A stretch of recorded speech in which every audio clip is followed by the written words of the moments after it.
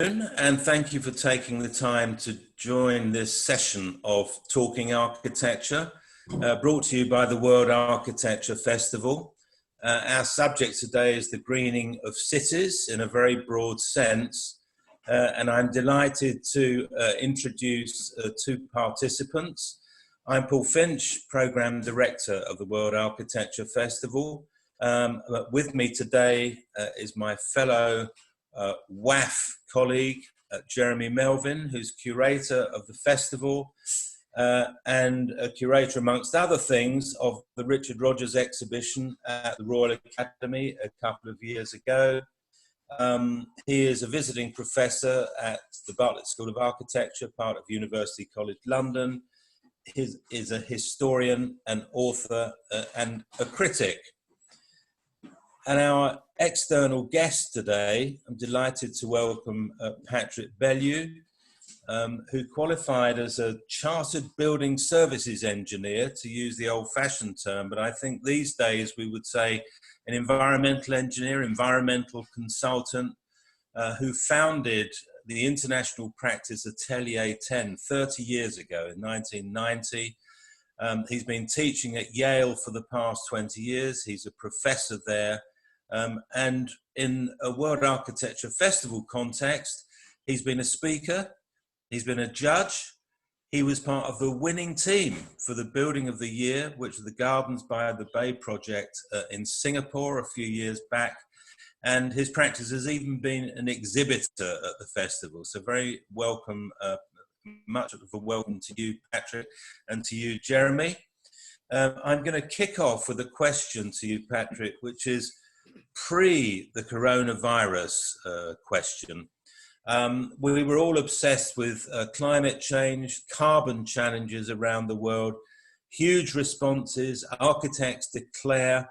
I wonder if you could give us a view about, from a global perspective, where have we got to on the carbon challenge and climate change? Are we on the way? Have we scarcely started? Have we got the message but not quite delivered it there? Give us a view. Okay, thanks, Paul. Great to be here and enjoying being part of WAF in absentia, but thanks for asking me along.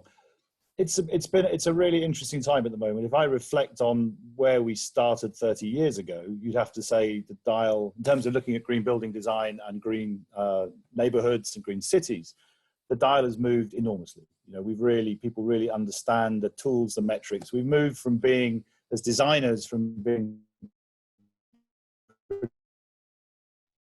instinctive with various parametric technology. So, you know, whereas you might model something once a few years ago, you now model it 30,000 times and optimize and so on and so on. So there's so much more, such a rich and diverse area to work in.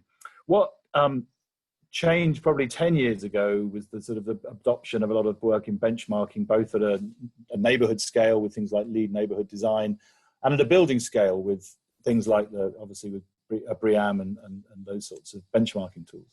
But we've seen an enormous change in the last 6 months, actually, and particularly in the market in London, in the pickup through the RIBA's release of their sustainability guidelines with very good, solid targets around carbon emissions for both embodied and what's it called, capital carbon and operational carbon. And it really seems to have focused the whole industry behind this. So we've seen a big change in the last 6 to 9 months at a kind of module level, at a building level, in the way that people are starting to talk about this. At the same time, around that, and that we're seeing in the sort of some of the cities around the world, from Singapore to New York to San Francisco to London, we see the mayors more maybe than the states. Or Singapore is a bit ambiguous. It's a national thing if it's the city, but generally we're seeing less sort of federal or government level engagement in this, although it's because it's slow. But a lot of city level engagement in this idea. So greening the cities has been something that the mayors around the world have really adopted. And I guess we're going to come back to that a bit later. Maybe just to focus in a bit on the UK, where certainly, because we're stuck here, I'm still doing work internationally, but we're stuck in the UK, so we're kind of focused on that. We're really seeing developers and particularly people building speculatively saying, we have to make the best buildings. We have to see, there's a sort of rallying call around net zero. There's all the improvements in our energy grid that have driven the carbon emissions of energy supply down, which means getting towards a net zero building with sort of a certain amount of offsetting is actually a realistic proposition, and people are challenging design teams in a way that I don't think we've ever been challenged before by the developers. You know, and this has gone from being a very marginal business where we used to find that only our owner-occupier clients, you know, people who are building buildings themselves, like the World Wildlife Fund, not the World Architects Festival, sadly yet, the people like Google, who we do a bit of work for, and other clients who if they were only occupying the buildings, they would set the bar high. But it was quite unusual in spec buildings to do that. We're finding now that's completely changing, and the big developers in London are all demanding best in class to future-proof their buildings. And in a way, COVID has sharpened that. Sorry, Paul. Well, I was going to say, just on this business about the relationship between embodied carbon or capital carbon and operational carbon, do you think that the relatively recent drive towards more environmental design partly stems from the fact that people find the figures more believable, because that relationship between what goes into a building and what gets used by the building or by the occupants of the building used to be a very sort of fuzzy area. Now it's more precise, so people can start to think more clearly about exactly what they're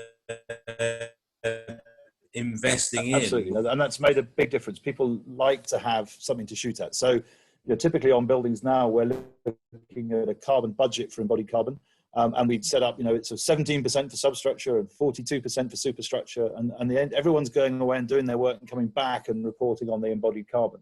And the important thing is, what's really interesting is that what people recognize now is the embodied carbon is the carbon you emit now when you first build, and it's there. You know, you're emitting it right now. The operational carbon is stuff that you're going to use in the carbon you're going to emit in the future.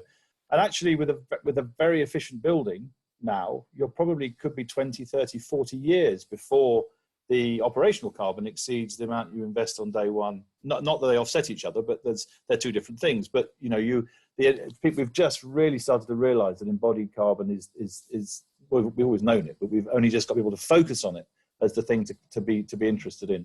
I think this is a very interesting point in a World Architecture Festival context, because I'm not sure if you saw his presentation, but our very first festival back in 2008, London architect called Simon Sturgis gave a presentation about embodied carbon because he got interested in it and started doing analysis as a practicing architect, who, amongst other things, had been the project architect on Charles Jenks's postmodern house in Notting Hill, although I don't think carbon was a big issue with that one.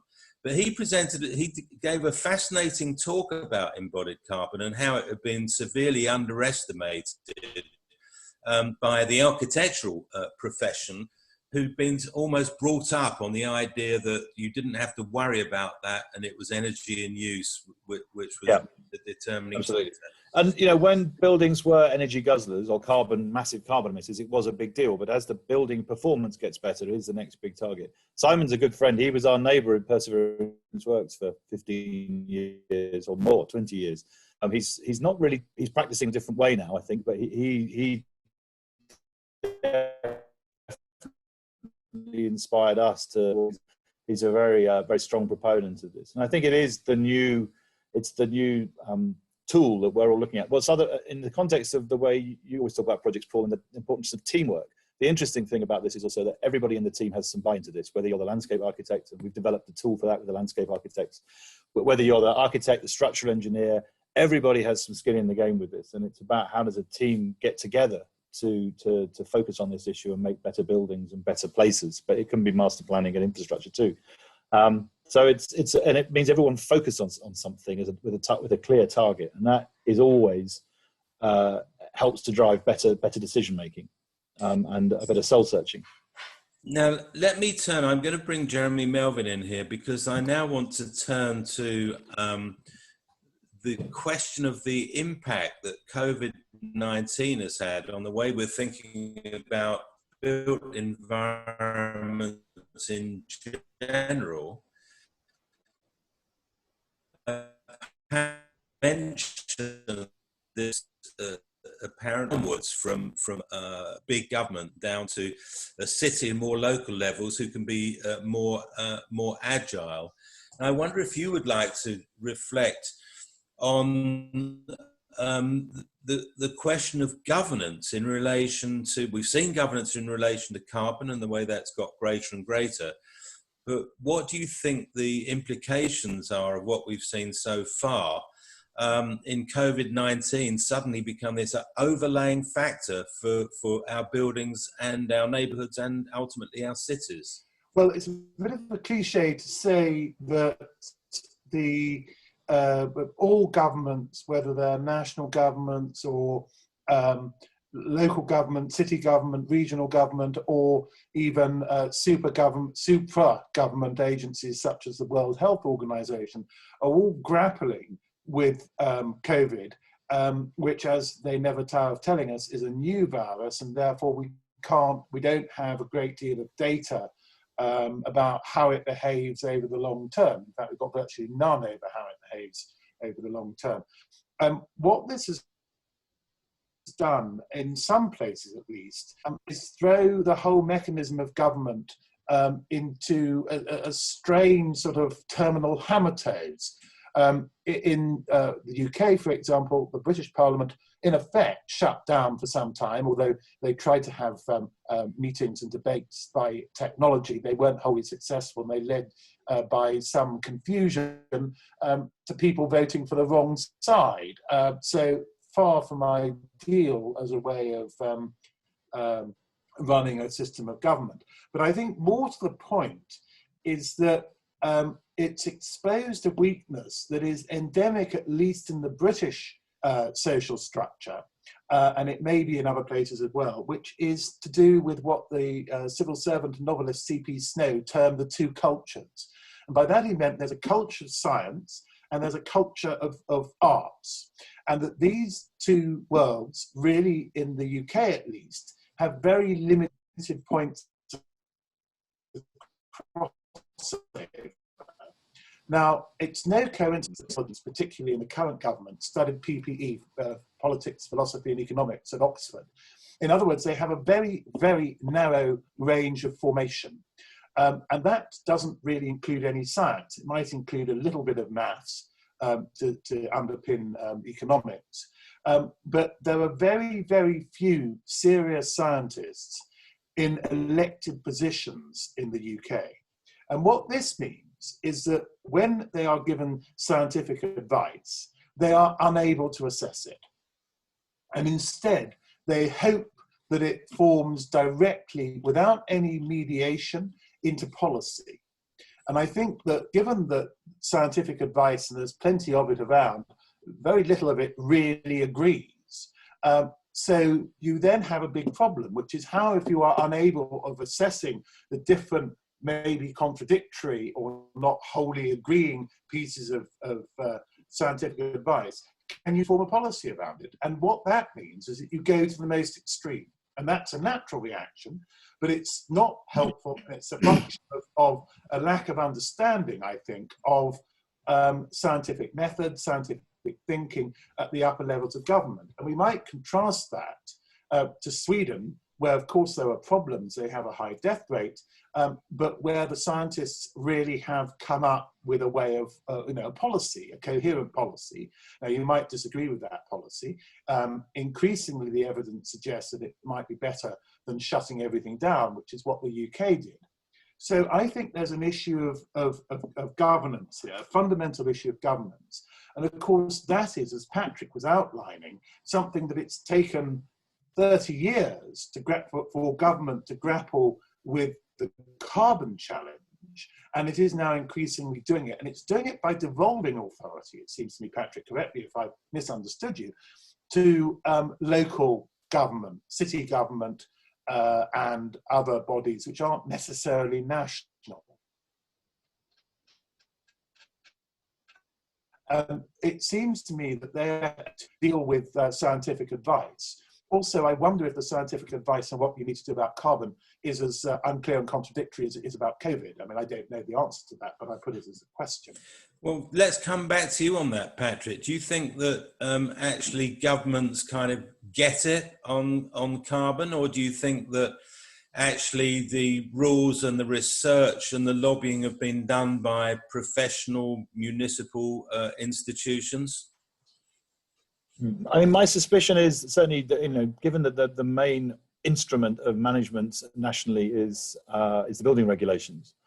What tends to happen there is that when you look at, whenever they've looked at tightening up the building regulations, you know, so that they put a real vice-like grip on us all, it becomes a bit of a regional issue, that you find that there's questions of affordability start to raise their head, that when you're generating less value, than we with our quite London-centric view says, you know, there is value in property, there's muck and brass there. It's more difficult in some of the regional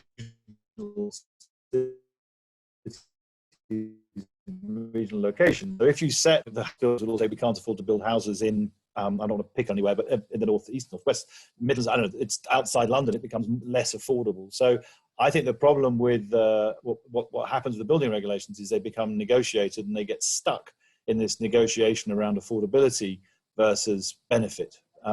And I think that at a city level, the mayors seem to be more able, with Manchester, Birmingham, London have all done it. They're able to just say, well, if you put a level playing field there, everybody in our market is playing that level playing field, and that if that drives basic construction costs up a bit, at least it still means everybody's got the same issues. And then we all apply ourselves to making it cost not money more anyway, because it's about thinking about these things, not necessarily a capital cost. Well, can I pick up that point about city plans? Because, I mean, you worked in many cities, and I wonder if you could give an observation about cities that seem to have got a better grip on the subject of carbon. And I wonder, therefore, if they seem to have got a better grip, Hong Kong, Singapore, Seoul, got a better grip on COVID also. Has their built environment attitude allowed them to do things with or to the built environment in the face of this virus in a faster and more effective way than might otherwise have been the case? Yeah. Gosh, there's a lot in that. I think probably my detailed knowledge of the Chinese cities and Asian cities is based mainly Singapore, a little bit in Beijing, Shanghai. You see an interest in it, but you don't see it being. It's not as tough a drive as we're seeing in the American cities, and to some extent in emerging in London. There's an interest in it, and certainly some of the cities like Singapore obviously have a very high greening in the most literal sense. You know, they're putting lots of plants on buildings, looking at reducing urban heat island effects, considering neighborhood impacts of landscaping and planting, which I think is a huge deal in Asia, and that's becoming part of the story. In San Francisco, there are clear neighborhood strategies, there are clear building strategies that set very tough targets on new buildings. In New York, you know, every new building has a very tough energy code to get through. All existing buildings need to be retrofitted. It's taking time for the industry to get to it, but it's getting there. What is starting to happen with COVID is a renewed interest in natural ventilation and mixed mode ventilation in buildings, because there's a sense that, you know, relying entirely on mechanical vent of buildings doesn't necessarily give as much fresh air as you might like. Now, whether that is true or not, you know, we're not sure. But certainly, what we're seeing from around London certainly is a renewed interest in natural ventilation of buildings, because there's a sense you want to connect to outdoors, and that's emerging partly from the health and well-being lobby, or that kind of the whole well building standards, and partly from an interest in COVID. And certainly in some of the projects we're doing right now, the momentum is shifting back towards saying, yeah, let's be able to open the windows, even a tall building, because, you know, going back to something like Commerzbank, you know, they did it then and it worked. Jeremy, this idea of a relationship between the occupiers of buildings and the external environment, whether it's a visual connection, a ventilation connection, or a physical space connection, this has been a big story in architecture forever. Do you think we're seeing a kind of reversion to an idea that a building is part of nature rather than a fortress against it? Well, the last 30, 40 years, there's been an increasing recognition that buildings are not just ice. Now, much of what we think about when we think about architecture is an urban context. It can also. Now, I think the relationship to the urban context is both more interesting and more well, not necessarily more interesting, but more problematic, because there are competing interests. If you're building a building on a greenfield site, whether that's a sensible thing to do now or not, I don't know. Patrick can probably tell us. You have a set of relationships that the building will mediate to do with the climate, to do perhaps with natural features, whether it's wind direction or the presence of water or any other thing, shade from trees or those sorts of factors. Whereas when you're dealing with a city, you're dealing in effect with what Isaiah Berlin memorably termed the crooked timber of humanity. And that means that you're dealing with competing personal and institutional and social relationships, which obviously do need to take account of carbon, and they do need to take account of COVID, but they're not necessarily going to find an easy resolution, and they're not necessarily going to depend on one set of thoughts or one set of ideas or principles. They're going to have to balance those, and that's what makes it, to me at least, quite interesting. Now, we might remember that really massively increased in the 19th century, health and well-being was really a motor of modern city planning. Until the 1940s, the planning system in the UK came under the Ministry of Health, which, you know, in the late 1940s acquired all sorts of other responsibilities due to the foundation of the NHS. But country planning had been set up and took over the functions of town planning from the Ministry of Health. Now, but I would say it predates, you know, the 19th century and things like the creation of, in London, the Metropolitan Board of Works in 1855, which was created by members of Parliament who were horrified that they couldn't occupy their newly completed House of Commons because of the stink emanating from the Thames, which at that point was an open sewer. And so they decided to resolve this problem. And eventually you got the embankment created by the engineer Joseph Bazalgette, which includes road, underground rail, and bridge. Now, but I would say it predates that, because so in many ways is the first town planner of whom we've got any real record, any real impression, thanks to Aristotle. And it was an issue then, because you're not going to build a city that's not sustainable. I mean, you might be able to achieve it if you really have to for other geopolitical reasons, as Peter the Great did with Petrograd or St. Petersburg in the early 18th century, where he expended the lives of a great number of Swedish soldiers who were prisoners of war, building in this marshy and therefore very unhealthy location. Now, that is counter the trend, because you know, not everyone has the 100,000 prisoners of war to hand who can do that sort of thing, and you're breaking up a bit there, and that's been known for 2.5. I'm gonna. Okay, what I'm saying. Sorry, I'm going to pick up your point because you're just breaking up a little bit. Yeah. And I want to flip it on to Patrick, which is this long-term basis of town planning and therefore infrastructure engineering has been such a huge driver. Is it reasserting itself as being even more significant, do you think, than questions of carbon? Or do you think that these things actually naturally join together and you can't, as it were, have a healthy post-COVID city designed to cope with pandemics unless you're also having a healthy city from a carbon point of view? Yeah, it's a very highly layered question. I think there's a really, I mean, it's fascinating to think back to that history of urban planning and to think about what there's the things that come to me as an engineer about buildings is certainly that things that you can manage at a neighborhood level that are much harder to manage than it is to manage, that you can't manage at a building level, and almost become an excuse when you're in a neighborhood that's not got amenities, but you've got a single plot. It's harder to plan,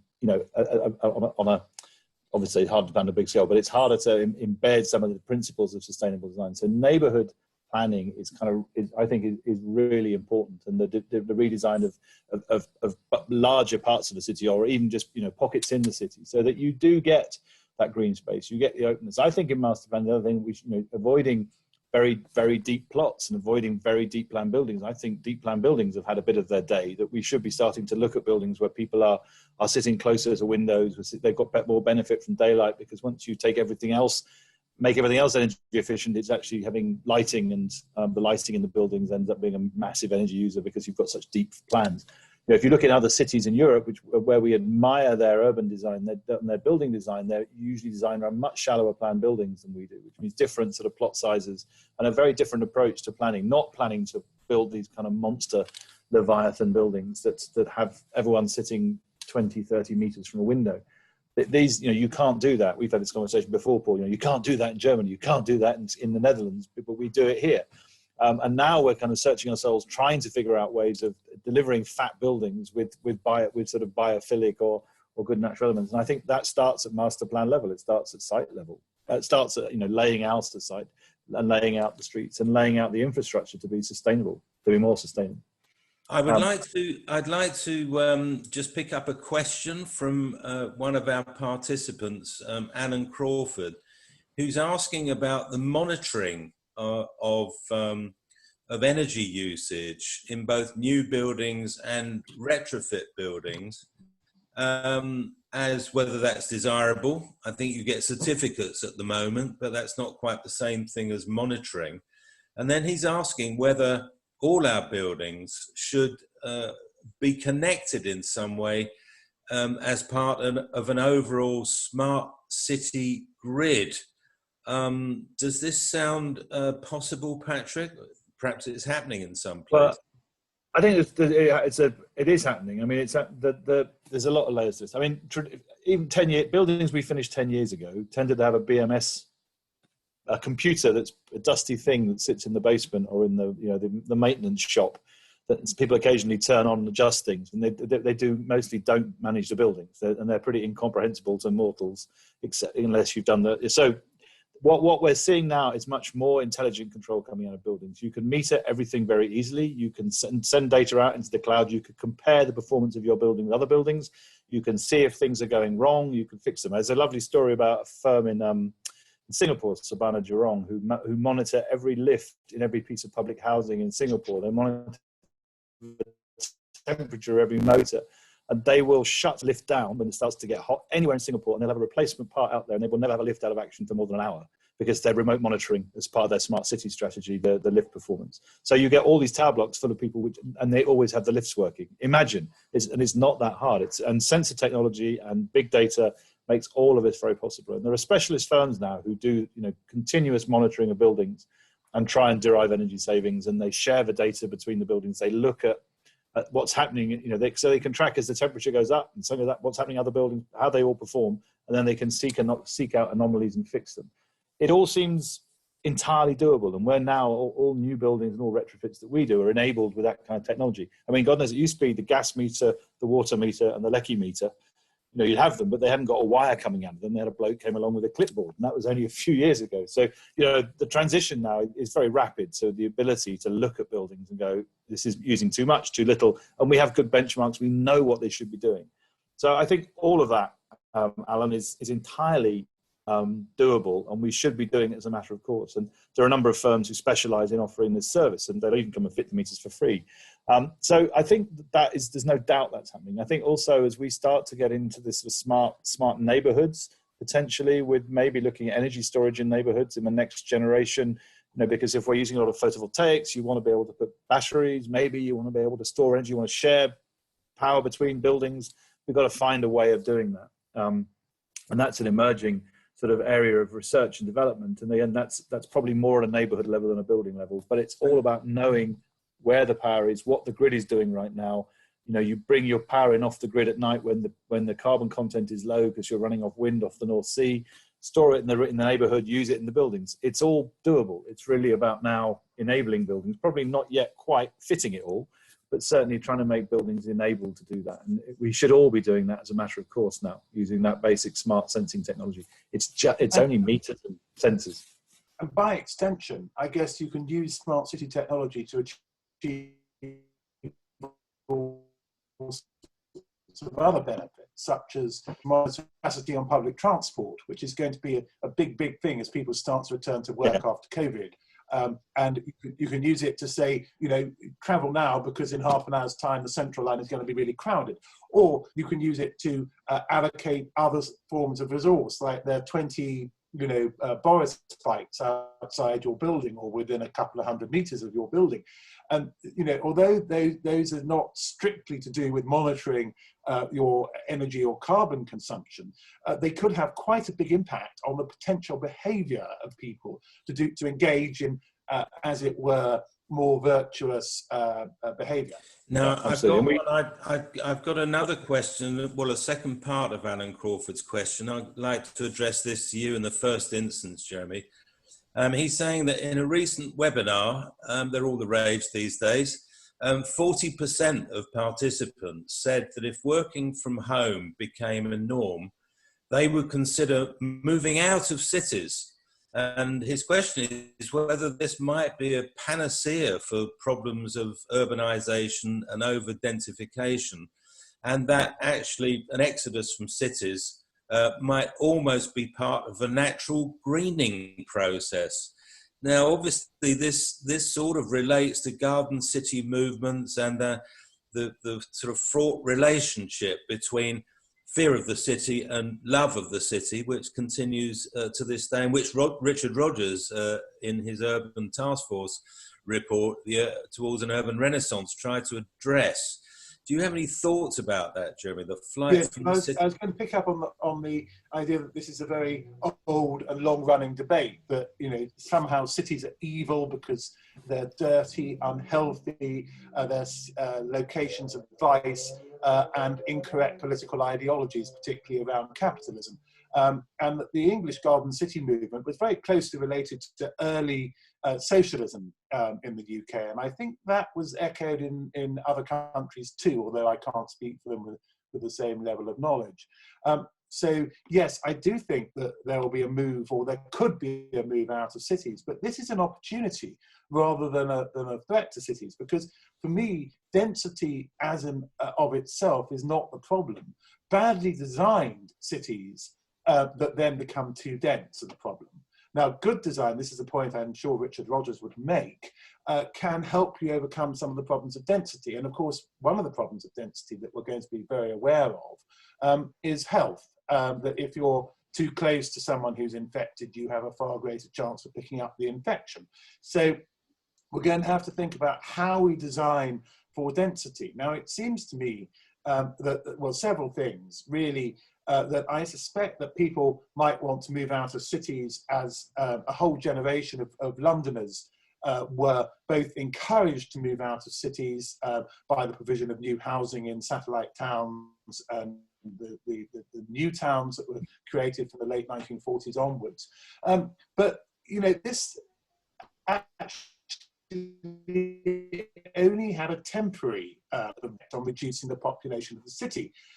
Rayner Banham, the great critic, in the mid-1960s, made a film about London where he argued that London had always grown by capturing its surrounding settlements. And that is in effect, and he predicted this in the 1960s, this is in effect what has happened to Hemel Hempstead and Crawley and Letchworth and Stevenage, Basildon. They've all become, in effect, suburbs of London, economically entirely dependent on their proximity to London, which goes right against the grain of Ebenezer Howard, who founded the Garden City movement in its modern form in the 1890s, because he thought that garden cities should be economically and to some extent ecologically self-sustaining. Now, And then what's happened, and this was shown up in the census, I think it was of 1991, which showed that the population of London, for the first time since the Second World War, was growing. And that's because people got bored of living in their little rabbit houses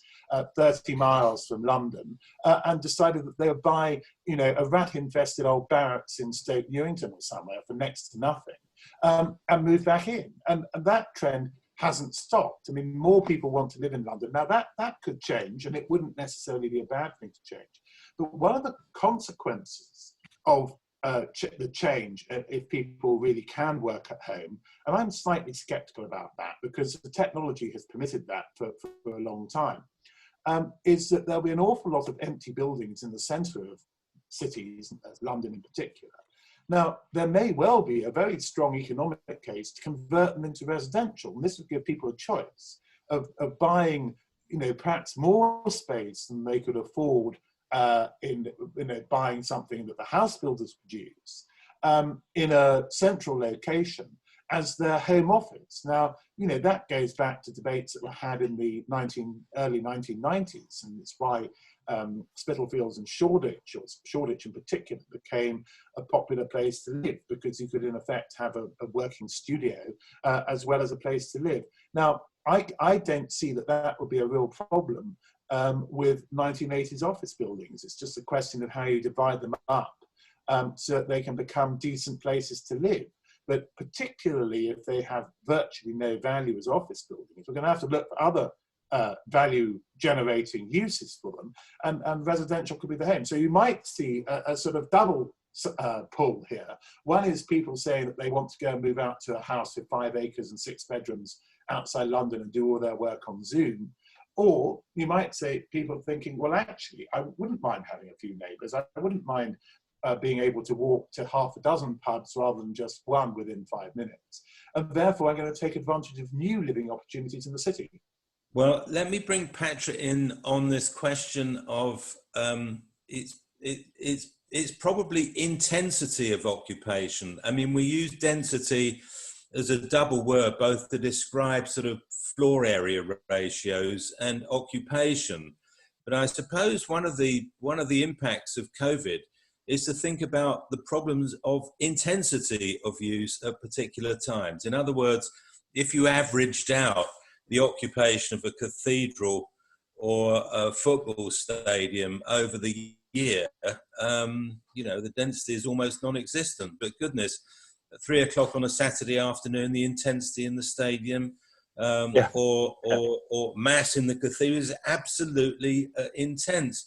And Patrick, what I'm wondering is, firstly, supposing that we have less intensity, particularly in tall buildings, because social distancing is such a problem in offices, that, as Jeremy says, we might start converting at least some office buildings into residential accommodation, which has considerably less intensity at any given moment. And what you think generally about the future of high-rise? I mean, I noticed that the Council for Tall Buildings and Urban Habitats, this is their patch after all, worry about, everything's going to be fine and we know how to let people go up in lifts without catching anything. Do you buy all this optimism about high rise, or do you think we might get some serious use changes? Well, I mean, I think this question about whether it's 2 meters or 1 meter makes a hell of a difference for a high-rise lift car. Between if it's 2 meters, you get one person in a 24-person lift, I think. At 1 meter, it's certainly a lot easier. I think that there's definitely two schools of thought on this. One school of thought is that the age of the kind of very tightly packed workspaces that we were starting to look at for the kind of WeWork generation, where we were working on densities of 1 person per 4 square meters or 5 square meters in an office space. That is probably not going to happen.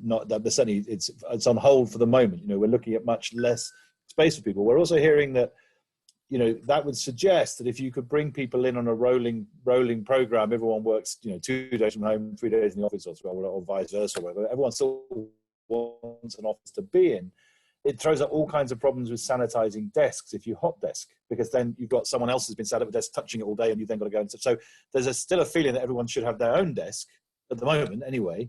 But even if they come in intermittently, they've still got a desk that's got their name on it to avoid having to deep clean it every night. I know this is very detailed for what we're trying to get to, but it's kind of interesting because what's going through everyone's minds is, how does this really affect space? So does it mean actually you need more? You need to go back to 9-10 square meters per person as a minimum, and give everyone space around them, and don't pack the furniture in, which means actually you need to build more office space, not less, because someone who's trying to put 1,000 people in a building actually might need more room, because they can't put the desks in such close proximity to one another in case of another outbreak or whatever. So we're sort of still wrestling with the two things. The lifts is interesting. We're starting to look at digital solutions. I had lots of interesting conversations around this lately, that, you know, if you're previously, when you were going to visit somebody in a building, you might have just got a note say, come to reception and log in. Now maybe you get a QR code on your phone, and you go and scan your phone on the security desk, and then you get a call to a lift. They might ask you, do you mind sharing a lift, or do you want to share a lift, take a lift on your own? If you don't mind, if you want to save energy and you don't mind being with somebody or whatever in a car, you can choose, and then the smart lift technology will then send you to a particular car and get you up and down the building. That's the kind of the way things are going. We're using just sort of intelligent and smartphone technology. So you have contactless access to lifts, through security to lifts through a QR code or something like that.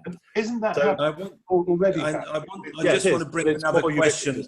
I'm just going to bring in another question from a participant, which is, this is a very specific one for you, Patrick, but it applies to these environments you've just been describing, which is, do you see a future for decentralized ventilation, breathing walls, where heat and fresh air are exchanged at the point of the building envelope, tempering fresh air as it enters while removing carbon and pollutants from the atmosphere?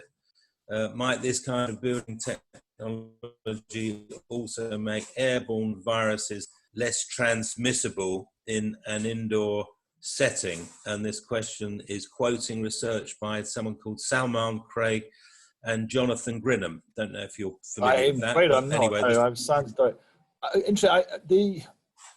there's two parts to that.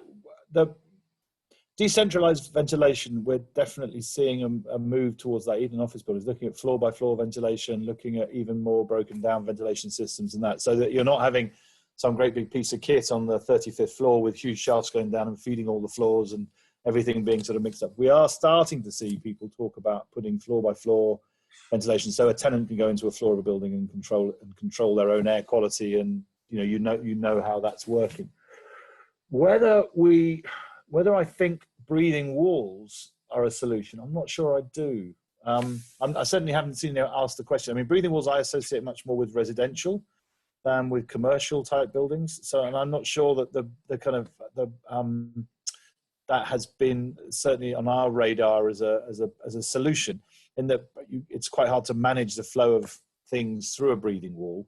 But the idea is that you're getting more air in and more oxygen into the space than you would if you were just having opening windows or an MVHR system or something. So I'll take a pass on the breathing wall bit. I'd have to read the paper, but I certainly, at a more strategic level, we're certainly seeing people much more interested in ventilation, much more interested in controlling their own ventilation, and in certain situations, and it goes slightly counter to the whole thing about natural ventilation and putting lots more filters in line to try and take any sort of contaminants out from the external world. Not that that's really a COVID thing; it's more a particulates thing. But that's a slightly half-hearted answer. Can I ask? It's probably a silly question, but how are elevators ventilated? Are they? Do you get lots of fresh air in a lift in a controlled office environment, or are you getting recirculated air? No, mostly you have air out at the top of the shaft, and you have air in at the bottom, and then the percussive effect as the lift goes up and down, basically draws fresh air in and pushes it out through the opening. So you ventilate the top and the bottom of the shaft, and it's then you've got some of them bigger lifts will have air conditioning and things built on the top, which is drawing air in and cooling the lift. But many are just relying on that kind of passive airflow as the lift charges up and down the shaft. You get a pistoning effect that drives the air into the cars. Thank you very much. Not a silly question. Well, I suppose it's the opposite of aeroplanes, isn't it? Where the last thing they want to do is draw fresh air in and expel stale air. They just want to keep endlessly recirculating to save fuel. Yeah, because the air is very cold. Otherwise, I never quite understood why they shouldn't be able to do more of that. But anyway, I'm not an expert on that one, so I'm not won't go there. Jeremy, sorry I interrupted you. I think you had a comment on that previous question. Did you want to come in on that? Yeah, it comes back to smart city technologies that Patrick was outlining how, you might be asked by smart technology whether you want to go in a lift with someone else or not. But I think that's happening already, because if you have an integrated security system and lift system, building management system, when you swipe in through security at the entrance, it will quite often tell you what lift to go to, because it knows you're going to go to the 20th floor or whatever. And so it will efficiently arrange all those people who are going to a particular floor into one lift and others going to another floor in another lift. And presumably it's just a tweak to that sort of technology, which I think really underpins the potential of smart technology to greatly improve the allocation of resource and make better use of the resources that we do use, so that lifts don't tend to travel empty. Particularly seeing that being talked about in the context of these big double-decker lifts that are designed, so you have two lobbies and they're really clever, but they're designed to feed multiple floors at once, and there you're moving something that's the size of a large car or a small van up and down, and if at peak it carries lots of people, but during the day you might often have just one person in the car, so that then the lift can actually say to you, do you mind waiting until someone else comes who wants to go to your floor for 15 seconds or whatever, and then you hang on and then you travel with somebody or with a lot of group of people, so that you don't move that van-sized thing up and down the building waiting while with just one passenger. So those sorts of technologies are starting to be thought about or being delivered now. And is the implication of more distancing, whether it's this time round or anticipating some other pandemic in the future, is the implication that we will have bigger areas or more areas devoted to cores? Are we going to have actually more lifts, which would be very welcome to many building users, to have more flexibility, perhaps more of a range of sizes of lifts? Is it cores that make our buildings unflexible or inflexible and potentially unhealthy? I think that's one for you, Patrick. Are new buildings it's such a... Are people saying, give us more lifts? At the moment, it's still the conversation is about... so I'm watching a side conversation with Don Bates and someone else talking about the airplane heat exchangers, which is kind of fascinating. Thanks, Don. The whole core thing. I mean, already it's the balance of core area is what makes tall buildings, economic or uneconomic. The size of the cores that you end up with, and partly that's why we're looking at trying to drive ventilation. As ventilation rates go up in buildings, particularly if you put the plant a long way apart, you end up with very large cores, which is one of the reasons why maybe more localized ventilation is starting to become is being investigated. The lift one it's not really. I mean, I'm sitting in meetings where we're discussing this a lot. I don't do a lot of the lift traffic analysis to understand the issue, but I think the moment we're still carrying on with sort of standard design guidelines for lifts. Will it change? I don't know. I think it might go. You might end up going back for smaller cars than the tendency to move to much larger cars. It's not. I can't really answer you for on that one. It's not my. I can't do the numbers in my head. But we've been talking though very much about using similar kind of waiting times, similar traffic, but just managing flows in different ways. So you bring people into buildings over a 2-hour or a 3-hour period instead of a half-hour period, and you tend to look at tenants to work more flexible time rather than changing necessarily the structure of the lift systems in the buildings. But that's probably all being heavily reviewed at the moment, I suspect. Thank you very much. We've got a question from Mary Chan, which I'd like you both to respond to. Let's start with you, Jeremy. In terms of the future of green and healthy building design, do you see future growth in outdoor work and meeting spaces, including sky gardens on high-rise buildings or green decks on office floors. Do you see that as a likely happening? I suppose in Singapore it already happened, but Jeremy, do you want to comment on this question about the use of external space? Yes, I mean, I think that actually some of the best office buildings of the last generation have included all of that. If you think of the Foster Works, Commerzbank and Swiss Re, all of which have those sorts of breakout spaces, which may not literally be outdoors, but a sort of semi or have the character of being outdoor spaces. And it would seem to me that that could be taken further to have literal outdoor spaces, even where they don't exist. Obviously, I mean, when I was a student back in the 1980s, we were told that any sort of outdoor space in tall buildings was a complete no-no because it would be far too windy. Well, that clearly isn't the case. And it's about, and I'm sure Patrick will have something to say about this, about how you shape and place the outdoor spaces so that you find a relatively calm and peaceful place. And that would seem to me very good. And also very good for the nature of the workplace, because it means you've got a greater variety of places where you can sit if you want to work on your own, or if you want to meet people, or if you just want to have some sort of casual interaction that is rather circumscribed if you're sitting at a conventional desk. Whereas if you're in a sky garden or on a green balcony or something of that sort, it's much more enjoyable. You can keep your concentration going longer because you don't find that you're completely hemmed in by one environment. So I suspect it will be, and I certainly hope it will become more and more common as part of how we manipulate and design our workplaces. And I also think that it could be about extending into the public realm, but that's perhaps another story. Patrick, I think that Singapore were the first people to do this, but when they started introducing rules that really meant that you had to provide the ground area that you were removing by building on land, that you had to provide that space somewhere in the building, outside on top of the building. As it's turned out, that policy started as a sort of green kind of land use, environmentally beneficial idea. But it's turned out to be extremely useful in respect of breakout space for social distancing.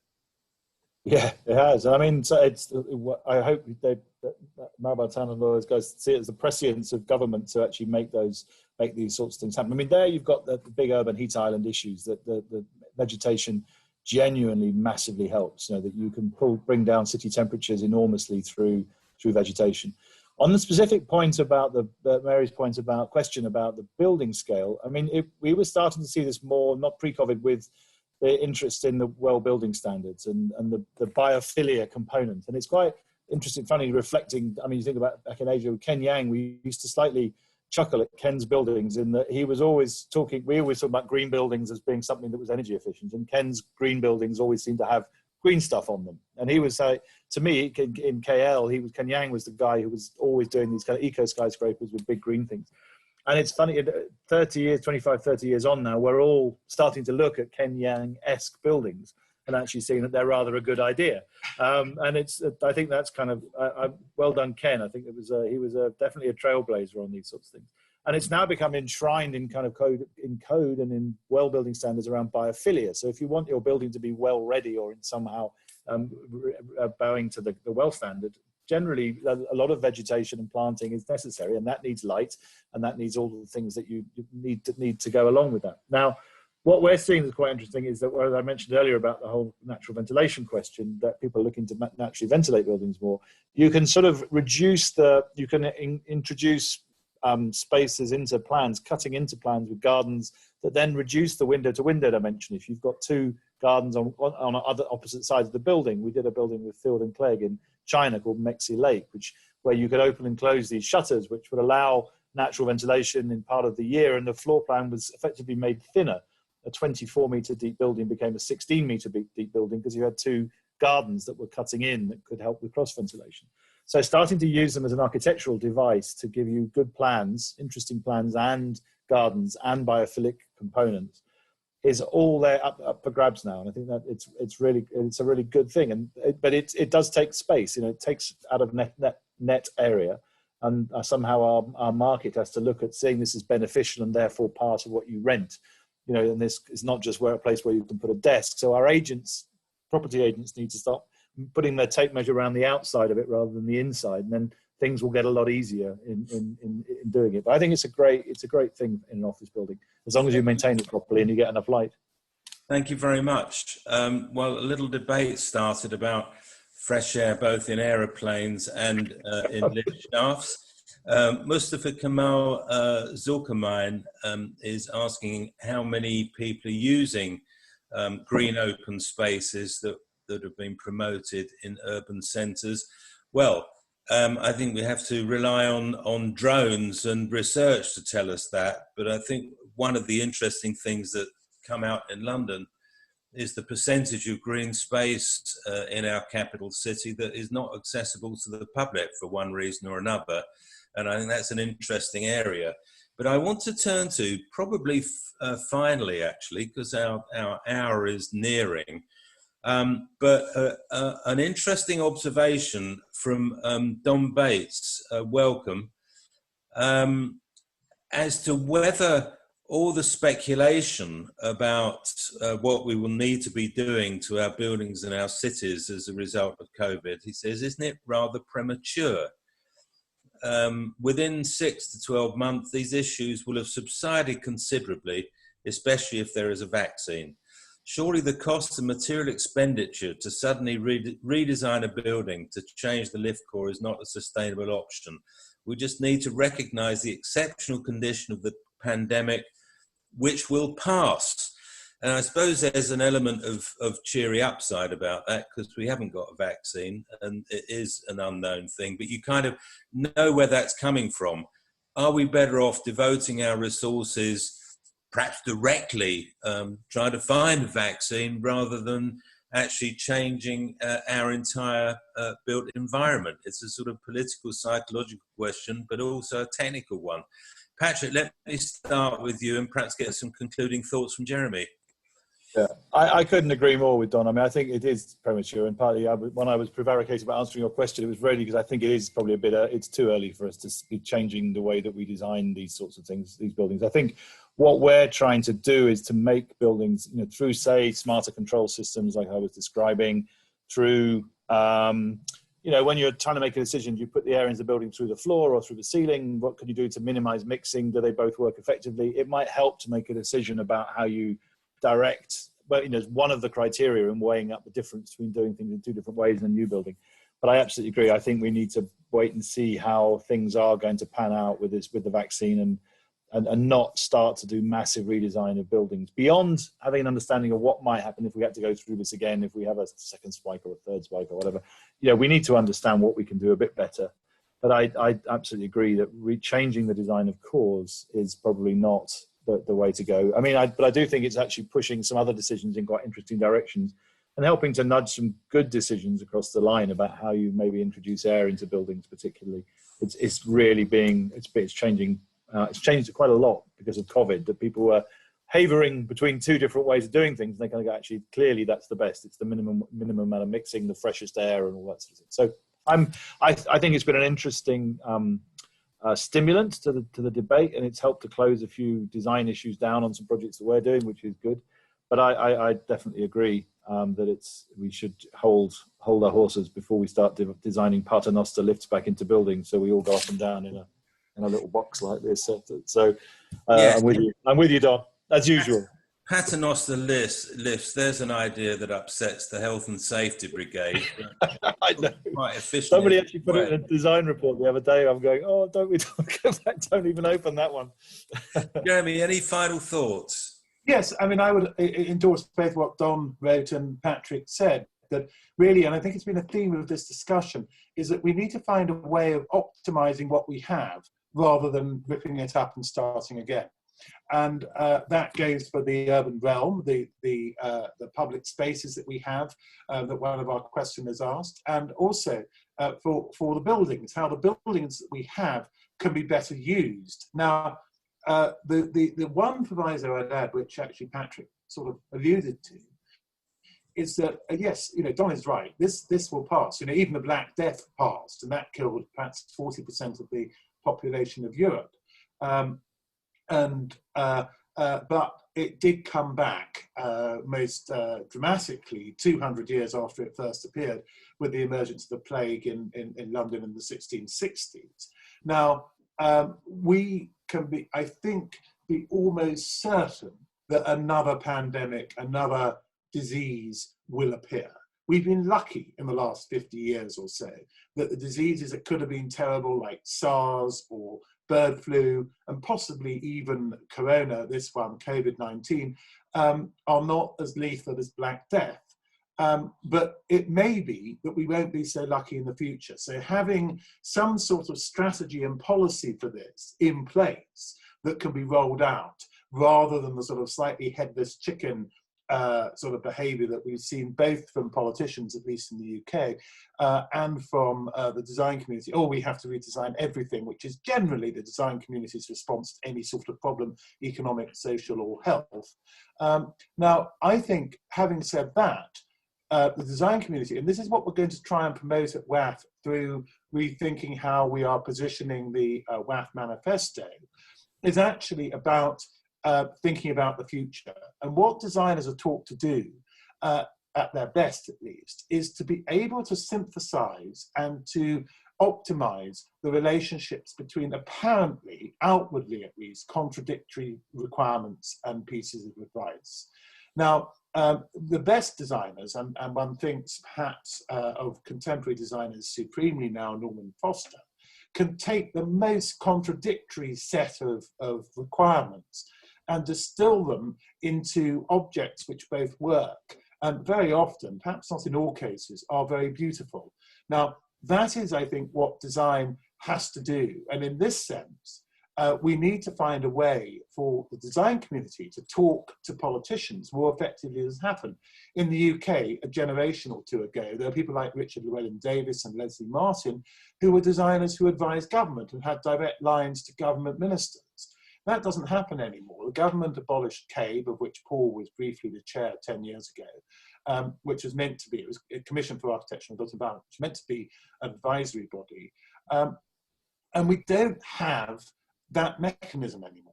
And consequently, a bit like government doesn't know how to deal with scientific advice, it doesn't know how to access what the design community can do. And that's what we hope the repositioning of the WAF manifesto will initiate a discussion about at the very least. Good note to end on. We look forward to seeing many of you who've taken part in this webinar at our festival, which is from 2 to 4 December in Lisbon. We're still planning to do it.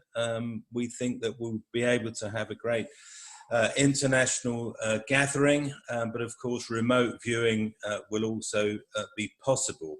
I'd like to thank Jeremy Melvin and in particular our special guest Patrick Bellew for their contributions this afternoon. I know Patrick is going to be performing, if you have access to the Architecture Foundation in London website. There's going to be a jolly evening of designers playing rock songs and playing guitars and all sorts of things. I'm not quite sure what it is that Patrick's going to be performing, but there is a suggestion from Alan Crawford, who asked our first question this afternoon, of Holly's song, which is, of course, The Air That I Breathe. And on that cross-ventilating note, thank you very much for your attendance, and we hope to see you at the next edition of Talking Architecture. Thank you very much, and from London, good afternoon.